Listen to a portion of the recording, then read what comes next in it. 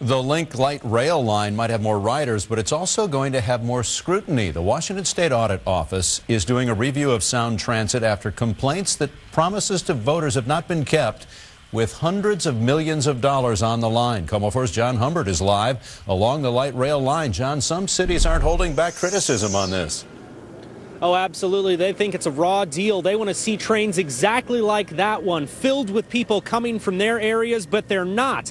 And now that means that they have to shell out tax money anyway.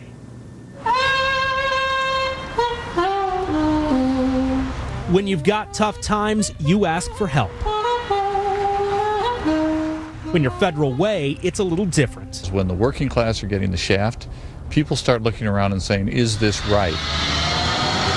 Mayor Skip Priest is frustrated by Sound Transit and slow light rail expansion plans. What we need is less plans and more action. He isn't alone. This month, the State Audit Office will dig into the agency's 2008 promises to taxpayers. Lofty ridership goals helped raise taxes to pay for new rail lines. Then the bottom dropped out, and Sound Transit now claims it can't afford to expand. I don't think what anyone could have expected was how hard this Great Recession has hit Sound Transit, if not the entire region. So Federal Way won't get light rail as expected, but the residents will have to pay anyway. Mayor Priest estimates it at $13.5 million a year without a station in sight. Is there inequity in the way light rail has worked in this region? The way Sound Transit is funded, our revenues are spent in the areas where it's collected. And those promises, now that Sound Transit has won that taxing authority, are falling apart.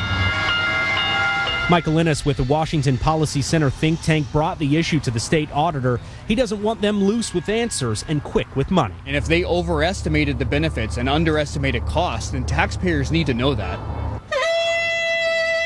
Asking for help to get questions answered. It's up to Sound Transit to act as responsibly as the rest of us are required to do.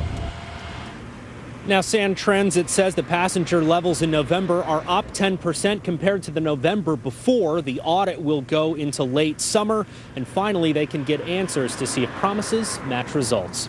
Reporting live, John Humbert, KOMO 4 News.